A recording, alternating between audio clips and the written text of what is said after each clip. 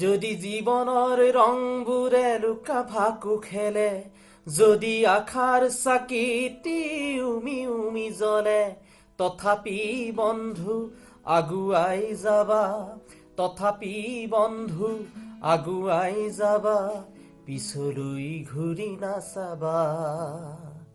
যদি জোনবেলি তৰায়ো মুখ ঢাকে, যদি মুক্ত আকাশ ৰদেও নাহাহে, তথাপিও বন্ধু মনোবল ৰাখিবা, তথাপি বন্ধু মনোবল ৰাখিবা, শেষত সকলো পাবা, শেষত সকলো পাবা।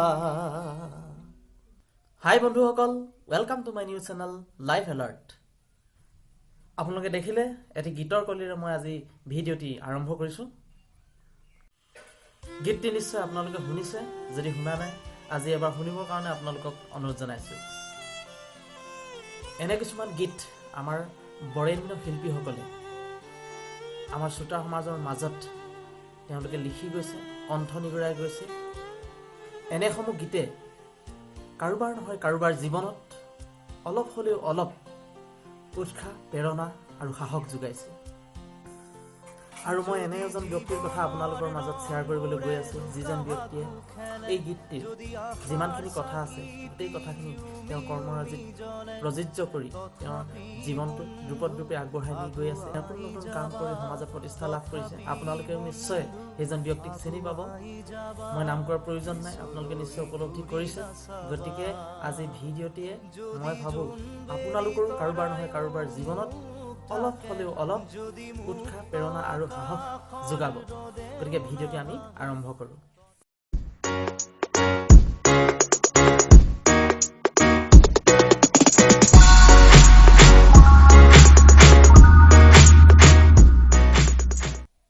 বন্ধুসকল, মই অলপ আগতে ভিডিঅ'টি প্ৰথমতে মই যে গীত এটি গুণগুণাইছিলোঁ, গীতৰ কলি এটি গুণগুণাইছিলোঁ, সেই গীতটিৰ কণ্ঠ নিগৰুৱা সেইজন ব্যক্তিৰ কথাই মই আজি আপোনালোকৰ মাজত আপোনালোকৰ লগত শ্বেয়াৰ কৰিবলৈ বিচাৰিছোঁ। হয়, জুবিন দাৰ কথাই কৈছোঁ।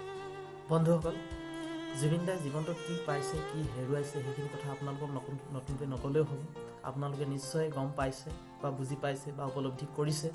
জুবিন দাই এই গীতটিত যিমানখিনি কথা লিখিছে বা কণ্ঠ নিগৰাইছে, এই গীতৰ গোটেইখিনি কথা তেওঁ জীৱনত এটা এটাকৈ প্ৰযোজ্য কৰিছে। আৰু তেওঁ এই জীৱনটোত গোটেই কথাখিনি প্ৰযোজ্য কৰি পেলাই এজন উদাহৰণীয় ব্যক্তি হিচাপে থিয় হৈছে আমাৰ সমাজত। তেওঁ প্ৰতিটো দুখ লগা মুহূৰ্ত, প্ৰতিটো তেওঁৰ বিপদৰ মুহূৰ্তত তেওঁ কিন্তু ৰৈ দিয়া নাই, এখোজো ৰৈ দিয়া নাই, এখোজো পিছুৱাই অহা নাই। তেওঁ দ্ৰুপদৰূপে আগবাঢ়ি গৈ আছে আৰু গোটেই দেশৰ কাৰণে কিবা নহয় কিবা ভাল কাম কৰি মেলি তেওঁ আমাৰ সমাজত সুখ্যাতি অৰ্জন কৰি গৈ আছে। তেওঁ পোনপ্ৰথমে তেওঁ একমাত্ৰ সুগন্ধি গায়িকা, একমাত্ৰ ভণ্টি জংকী বৰঠাকুৰক প্ৰথমতে হেৰুৱাইছে। কিন্তু সেই এক্সিডেণ্টত হেৰুৱা ভণ্টিগৰাকীৰ দুখত তেওঁ দুখৰ বোজা কঢ়িয়াই লৈ কিন্তু তেওঁ জীৱনত এক ইঞ্চিও পিছ হুহুকি দিয়া নাই, জীৱনটো দ্ৰুপদৰূপে আগবাঢ়ি গৈ আছে। এই গীতৰ কথাখিনি আপোনালোকে এবাৰ চালি যাইছে। গীতৰ কথাখিনি তেওঁ মৰ্মে মৰ্মে তেওঁক উপলব্ধি কৰিছে আৰু গীতৰ কথাখিনি তেওঁ জীৱনটোত খাপ খুৱাই গৈ আছে। যদি জীৱনৰ ৰংবোৰে লুকাব, যদি জীৱনৰ সুখৰ সময়কণ যেতিয়া আহে আমি ৰং ৰসেৰে উপচি পৰোঁ, কিন্তু সেই মুহূৰ্ততে আজি আকৌ যদি দুখে আমাক হেঁচা দি ধৰে, তেন্তে আমি মনোবল ভাঙি পেলাম। গতিকে সেই সময়ত আচলতে মনোবল ভাঙিব নালাগে। জুবিন গাৰ্গে সেইটো কথাই কৈছে, জুবিন দাই, যে আমি কোনো বেয়া ক্ষণত আমি মনোবল ভাঙি পেলাব নালাগে। আমি লক্ষ্যস্থান য'ত আছে সেই জেগাটোত আমি যিকোনো প্ৰকাৰে আমি পোৱাৰ চেষ্টা কৰিব লাগে। আৰু তেওঁ আৰ্হি হিচাপে দেখুৱাই দিছে। তেওঁ সেইখিনি দুখৰ উপৰিও তাৰ অলপ দিনৰ পিছতে, অলপ দুবছৰ এবছৰ পিছতে তেওঁৰ মাক, জুবিনদাৰ মাও ঢুকাই থাকিল। গতিকে সেইটো এটা বহুত ডাঙৰ বোজা।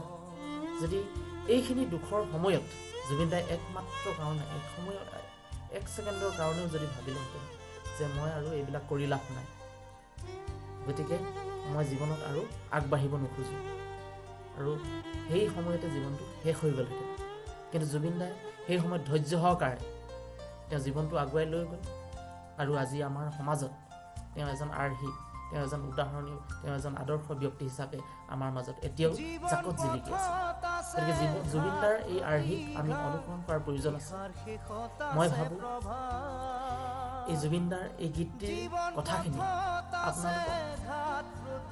আপোনালোকে অনুধাৱন কৰক গীতটি ভালদৰে শুনক বিপদৰ সময়ত দুখৰ সময়ত আপোনালোকে গীতটি এবাৰ ধুনীয়াকৈ শুনক আৰু গীতৰ কথাখিনি মৰ্মে মৰ্মে উপলব্ধি কৰক আৰু আপোনাৰ জীৱনত প্ৰযোজ্য কৰক এই গীতৰ কথাখিনি আৰু তেতিয়া লাহে লাহে দেখিব আপোনাৰ বেয়া লগা মুহূৰ্তবিলাক লাহে লাহে ভাল হৈ আহি আছে আৰু আপুনি যিটো জেগাত পাবলৈ বিচাৰিছে সেই জেগাটো নিশ্চিতভাৱে এদিন নহয় এদিন উপনীত হ'ব যদি আপুনি সেই সময়কণ ধৈৰ্য সহকাৰে পাৰ কৰি দিয়ে তো বন্ধুসকল ভিডিঅ'টি চাই কেনে পালে তলত কমেণ্ট কৰি কিন্তু জনাব কমেণ্ট কিন্তু কৰিব তাৰ কাৰণে অনুৰোধ জনাইছোঁ যিহেতু আপোনালোকৰ কমেণ্টে মোক আৰু আগুৱাই যোৱাত সহায় কৰিব তো ভিডিঅ'টি কেনে পালে জনাব যদি ভাল পাইছে নিশ্চয় শ্বেয়াৰ কৰিব আৰু যিসকল বন্ধুৱে আজি চাই আছে মোৰ ভিডিঅ'টি তেওঁলোকে শ্বেয়াৰ লাইক এইবিলাক কৰিব আৰু যিসকল নতুন বন্ধুৱে মোৰ আজি এই লাইফ এলাৰ্ট নামৰ চেনেলটি চাই আছে তেওঁলোকে ছাবস্ক্ৰাইব কৰিবৰ কাৰণে অনুৰোধ জনাইছোঁ